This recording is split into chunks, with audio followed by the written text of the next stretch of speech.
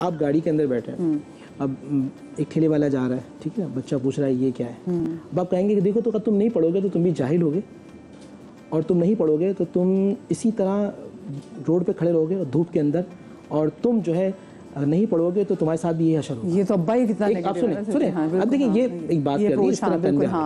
اب اس کا پازیٹیو کیا ہے کہ دیکھو بیٹے تمہیں ایک کامیاب انسان بننا ہے، ایسے جو لوگ ہوں تمہیں زندگی پر ان کی مدد کرنی ہے۔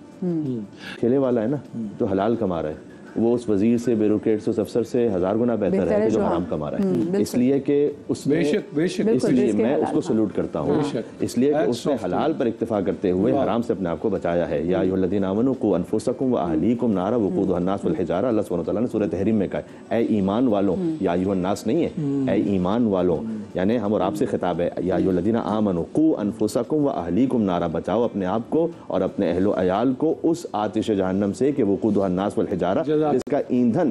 پتھر ہوں گے۔ اپنی زندگی میں جس چیز کو اہمیت دیں گے بچہ اسی چیز کو اہمیت دینا پرائیورٹی۔ اور سب سے بڑی بات یہ، جیسے بچے کے دل میں آپ وہی دے سکتے ہیں کہ جو آپ خود رکھتے ہیں۔ اگر خوف خدا خود رکھتے ہیں، اگر قانون کا احترام خود رکھتے ہیں، وہ آپ بچے کے دل میں دے سکتے ہیں۔ بیٹا آپ نے بھرپور محنت کے ساتھ جو آپ نے بننا ہے وہ بننا ہے، لیکن اگر دنیا کے حالات کچھ ایسے ہو گئے، آپ کی زندگی کے معاملات کچھ ایسے ہو گئے کہ آپ کو کچھ کم پہ کفایت کرنا پڑے، تو باپ اگر خود حرام سے بچتا ہے، دیکھیں وہ جو ٹھیلے والا ہے نا جو حلال کما رہا ہے وہ اس وزیر سے، بیوروکریٹ سے، اس افسر سے 1000 گنا بہتر ہے کہ جو حرام کما رہا ہے۔